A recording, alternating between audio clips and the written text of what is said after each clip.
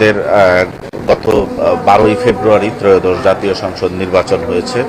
এই নির্বাচন সারাদিন ব্যাপী যে নির্বাচন হয়েছে সেখানে আমরা প্রায় 650-র বেশি সাংবাদিক, এই জেলার 650-র বেশি আমরা জেলা প্রশাসকের কার্যালয় থেকে তাদের জন্য কিন্তু আমরা নির্বাচনী যে দায়িত্ব পালনের জন্য আপনাদের যে পাস সেটি কিন্তু আমরা দিয়েছি আপনাদেরকে।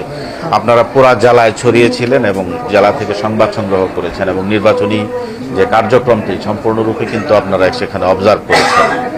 তো আমাদের সকালবেলা সেই দিন নির্বাচন শুরু হয়েছে যথাযথভাবে। আমি একটু আগেও বলেছি যে এই নির্বাচনী কার্যক্রমটিতে প্রায় আমাদের সারা জেলায় প্রায় 30,000 লোক একত্রে আইনশৃঙ্খলা বাহিনী সহ সবাই কিন্তু কাজ করেছে। তো এটি আপনারা জানেন যে এটি 3টি লেয়ারে হয়। ভোট সেন্টারে ভোট গ্রহণ হয়, অ্যাসিস্ট্যান্ট রিটার্নিং অফিসারের কার্যালয়ে সেখানে ভোট গ্রহণ হওয়ার পরে, ভোট সেন্টারে ভোট গ্রহণ হওয়ার পরে সেখানে কিন্তু আমাদের যারা ভোট গ্রহণ কর্মকর্তা যারা আছেন, প্রিজাইডিং অফিসার, তারা কিন্তু ফলাফলটি সেখানে জানিয়ে দিয়ে আসেন। তো প্রত্যেকটি সেন্টারের ফলাফলগুলো সম্মিলিতভাবে সমন্বয় করা হয় উপজেলা পর্যায়ে অ্যাসিস্ট্যান্ট রিটার্নিং অফিসারের কার্যালয়। অ্যাসিস্ট্যান্ট রিটার্নিং অফিসার তাদের যে নির্বাচন কমিশনের যে সুনির্দিষ্ট সফটওয়্যার আছে সেই সফটওয়্যারের মাধ্যমে আমাদের কাছে সফটওয়্যার ভিত্তিক যে তথ্য সেটি জেলা প্রশাসকের কার্যালয়, রিটার্নিং অফিসারের কার্যালয়ে পাঠান এবং তারা সরেজমিনেও সেটি স্বাক্ষরিত কপি পাঠান। তার ভিত্তিতে এখানে সমন্বয় সবগুলো কেন্দ্রের যে ফলাফল সেটি যোগ করে কিন্তু আমরা এখান থেকে কে সর্বাধিক ভোট পেয়েছেন অথবা কে কতটুকু ভোট পেয়েছেন সেই হিসাবটি কিন্তু আমরা এখানে শুধু প্রকাশ করেছি এবং প্রকাশিত ফলাফলটি আমরা নির্বাচন কমিশনের যে সংশ্লিষ্ট সফটওয়্যার রয়েছে এই সফটওয়্যারের মাধ্যমে আমরা আসলে কিন্তু প্রেরণ করেছি এবং তার প্রেক্ষিতে নির্বাচন কমিশন সচিবালয়ে ইতিমধ্যে আপনারা সকলেই যে জেনেছেন যে এটির গ্যাজেটও প্রকাশ হয়েছে এবং নির্বাচন চলমান, নির্বাচনী কার্যক্রম চলমান, গ্যাজেট প্রকাশ হয়েছে। তার মধ্যেই আমাদের এখানে হলো সংসদীয় আসন রংপুর 4-এর যে সম্মানিত আমাদের এমদাদুল হক ভরসা সাহেব, তিনি একটি আবেদন দিয়েছেন যে তিনি ভোট পুনর্গণনা চান।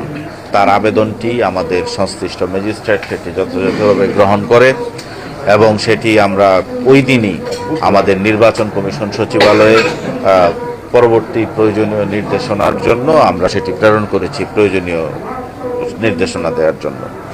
এবং ওই দিনই আবার তারপরের দিন আমাদের পীরগঞ্জ আসন থেকে আমাদের জনাব সাইফুল সাহেব তিনি ভোট পুনর্গণনার বিষয়ে আরেকটি আবেদন দাখিল করেছেন এবং আমাদের সংশ্লিষ্ট এআরও অফিসেও তিনি আবেদন দাখিল করেছেন। সেই আবেদনগুলো আমরা যথাযথভাবে গ্রহণ করেছি এবং আপনারা দেখলেন আপনাদের একটু আগে আমাদের এখানে আমাদের জনাব শামসুজ্জামান শামু সাহেব তিনি ভোট গ্রহণ কার্যক্রমের বিষয়ে, ভোট পুনর্গণনার বিষয়ে তিনি একটি আবেদন দাখিল করেছেন। তো আমরা সবগুলো আবেদনই আমরা কিছুক্ষণের মধ্যে এই কাজ শুরু করব।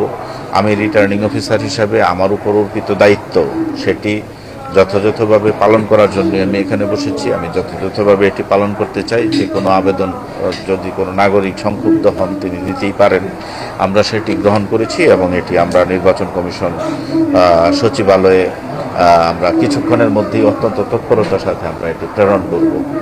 তো এটি নির্বাচনে আপনারা জানেন যে নির্বাচনী আইন আমাদের যে 1972 সালের গণপ্রতিনিধিত্ব আদেশ সেটি নিয়ে নির্বাচন কার্যক্রম পরিচালনা হয় এবং আমাদের যে নির্বাচনী আচরণবিধি রয়েছে সেই আচরণবিধি আমরা সবাই প্রতিপালন করেই কিন্তু অত্যন্ত চমৎকার এবং উৎসবমুখর পরিবেশে সাধারণ মানুষের যে প্রাণের যে উচ্ছ্বাস, সেই উচ্ছ্বাস নিয়ে কিন্তু জনগণ এখানে ভোট দিয়েছে। আপনারা জানেন 65% প্রায় 65% মতো ভোট কিন্তু আমাদের এই জেলায় কিন্তু কাস্ট হয়েছে।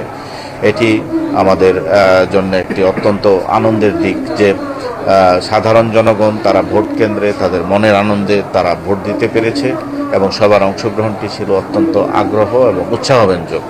আরেকটি বিষয় যেটি বলেছিলেন আপনি যে নির্বাচন যে পুনর্গণনার যে বিষয়টি, এ বিষয়ে আমাদের যে নির্বাচন কমিশন, এই নির্বাচন কমিশনের নির্দেশনার প্রেক্ষিতেই আমরা কিন্তু রিটার্নিং অফিসার যারা দায়িত্ব পালন করে থাকি, আমরা নির্দেশনা পেলে আমরা প্রয়োজনীয় কার্যক্রম গ্রহণ করব।